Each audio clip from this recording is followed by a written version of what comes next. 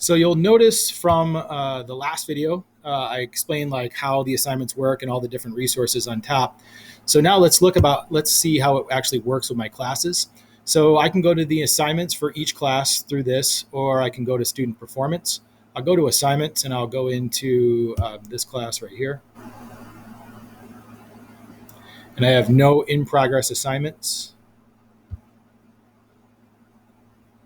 And then I click on student performance, which would have been the shorter way to go.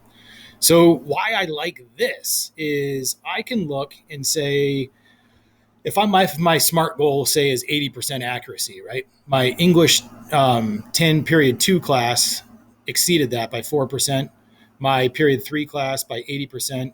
This individual student I created separately because of COVID. My Principles of English is a title class.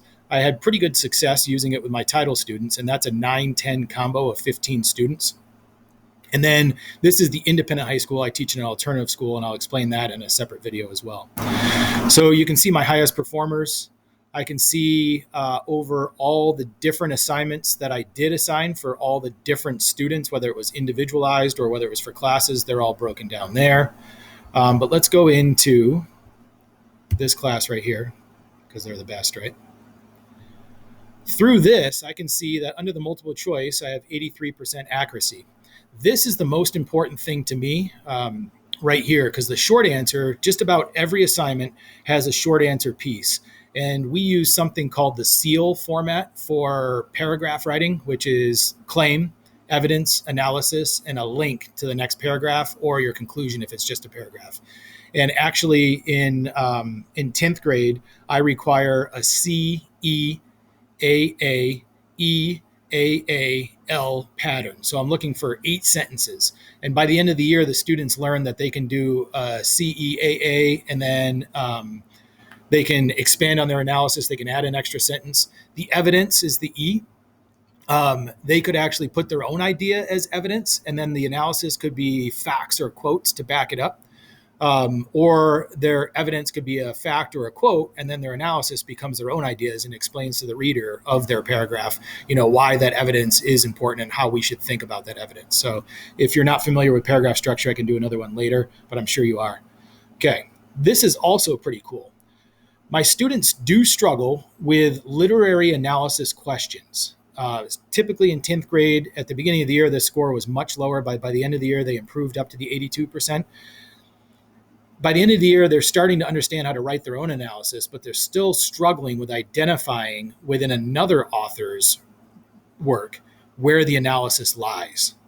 So that's something that will get worked on, and we can, in 11th grade, when I can pass this data on. Our students are really good in our school district at informational text, and that's why my averages are higher right here.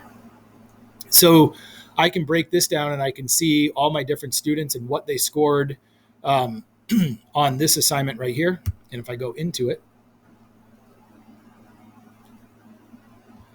they struggled with the multiple choices. I can see who my lowest students are. I can see who my highest scores are. And I can tell you, I was really surprised that some of my super high flyers did not score well on this. I can see under the guiding questions how many attempts they made. And I often give the students redo options, and you can reset questions and you can send things back through this as well. Explains how you can analyze data. You can print the report. You can share this assignment right here. I release my student scores. I can export my scores to Google Classroom from here. And then there's all these other different pieces. So I'll go into grading page next. So I can see 100% of my students got the first question correct.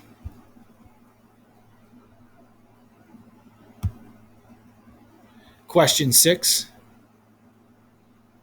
63% answered B, 38% answered correctly. So that tells me now I have a teachable moment, and I'm going to go back and review question B or answer B on question 6 with my students.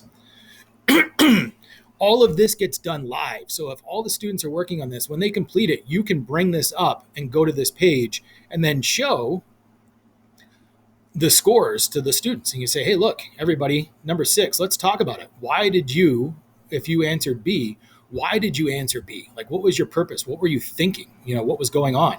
And then that starts a really cool class discussion. And then why did you answer D? And most of the times when they see it's D, a lot of the kids who answered incorrectly, like, oh, I was torn between them. And you just have great class discussions. So that's the beauty of this. It all happens live. It all happens within the class period. It's not something that has to be graded by you. And you can immediately address any issues within your actual class period if you time it and plan it incorrectly. Okay. So I'm going to show you another video here in just a moment.